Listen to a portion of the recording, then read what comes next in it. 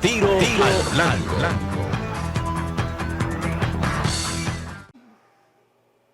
Ahora entramos a lo que podía ser denominado el mito Jorge Mera. El poder mediático del sistema y la dirección de su partido se han encargado de presentar a Jorge Mera como una estrella política, sobre todo después de su trágica muerte y aprovechando todo el impacto emocional de la misma, asumiendo lo que parece ser una ley de la clase dominante y gobernante, exaltar a la condición de héroes y heroínas a sus referentes y modelos políticos tradicionales una vez fallecidos. El colmo de los colmos es haberlo hecho con Joaquín Balaguer, con Amable Ariztí Castro, con Juancito Esport, y no pocos altos funcionarios civiles y militares, generales, manchados de sangre y de lodo del peculado, colocados en las galerías y cuadros de honores de las instituciones de las cuales se sirvieron, porque no sirvieron a ella. Claro, quede bien claro, el caso de Jorge Mera no es igual, no tiene esa calaña, pero tampoco es para situarlo a él en el pedestal de honestidad y de gestión gubernamental plausible a que ha sido promovido. De entrada, a él no se le debe atribuir las culpas de su padre, aunque el ambiente influye en un momento determinado. Pero sí decir que subió a las posiciones políticas altas sin lucha, como dirían ahora a lo Popi, con palanca familiar, con la palanca de su padre.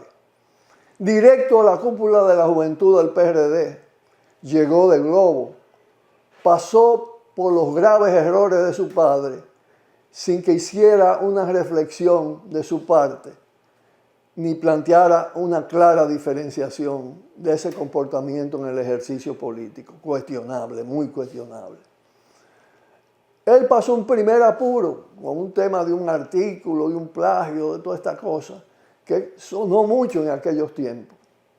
Pero hay que decir que ya más recientemente, y esto está relacionado también con las funciones de él, con el nombramiento de Abinader en el Ministerio de Medio Ambiente y Recursos Naturales, que su oficina, la oficina Jorge Villegas, oficina familiar, asumió penosamente la defensa de Ángel Remigio González, alias El Fantasma, coautor con José Miguel Bonetti Dubrey del fraude de Antena Latina, un fraude del Estado Dominicano, Antena Latina y Antena 21, que planteaba un conflicto de intereses entre una función pública de ese nivel, un ministro, y el ejercicio de una función defendiendo a un estafador del Estado Dominicano.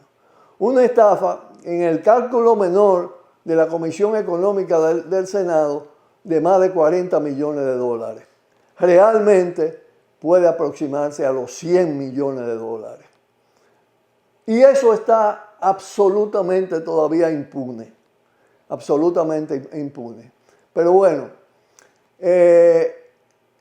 Indotel incluso anuló el traspaso de Antena Latina y Antena 21 en el 2015.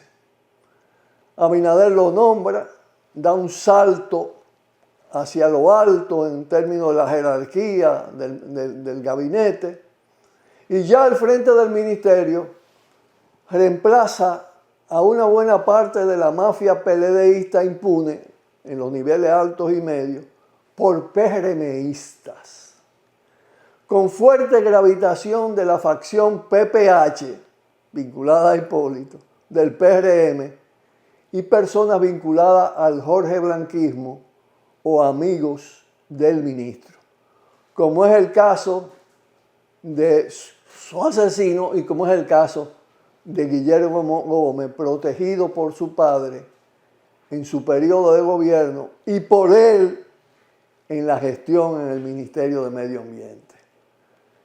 Llamó la atención también cómo se destacó sin tener funciones dentro de ese ministerio su hijo Jorge Villegas, metido en las entrañas del mismo ministerio. Eso dio lugar a muchos comentarios. Existen muchas evidencias de que el asesinato de Jorge Mera a cargo de Fausto Miguel Cruz de la Mota no estuvo determinado por un pleito entre protagonista de la corrupción y protagonista de la honestidad, sino más bien por diferencias agudas dentro de un manejo bastante turbio de la institución y unas relaciones personales que implicó ruptura de la amistad, enturbiada entre personas endeudadas y mutuamente presionadas, hecho que no ha sido debidamente esclarecido. Y hay que decir que nosotros en el programa Tiro al Blanco insistimos en que se esclareciera esa situación para que las cosas estuvieran mucho más precisas. ¿Qué pasa también? Que muchas veces esas cosas de los endeudamientos por determinadas vías son temas tabúes, que entonces no se tratan como es debido y se le hace daño a la propia persona que está en situaciones como esa. La vinculación con el ministerio y con el ministro asesinado no tiene nada de santidad y fue permitida y en cierta medida apoyada hasta que rebasó la copa.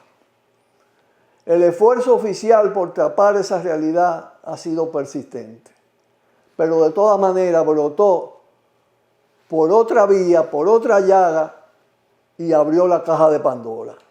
La mención por Seara del millón mensual asignado a Guillermo Gómez y las 800 desvinculaciones de nominillas paralelas motiva la reacción airada de Pacheco y de la partidocracia del PRM, empeñada en ocultar su propia corrupción, que en fin de cuentas resulta inocultable.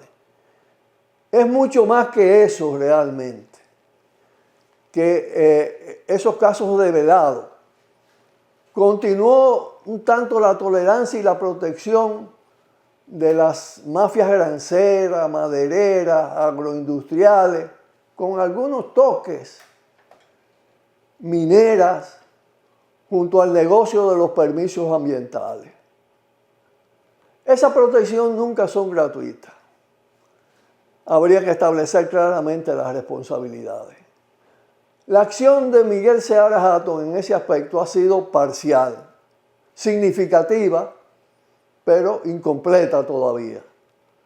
Pero lo suficiente para que su proyección pública diera lugar a una calculada insubordinación de Pacheco contra él, encarnando, representando la manera de pensar y de ser de las huestes corrompidas, corruptas, clientelistas del PRM y más allá, lo que es una especie de subcultura. Pausamos. Cuidado, cuidado, tiro al blanco.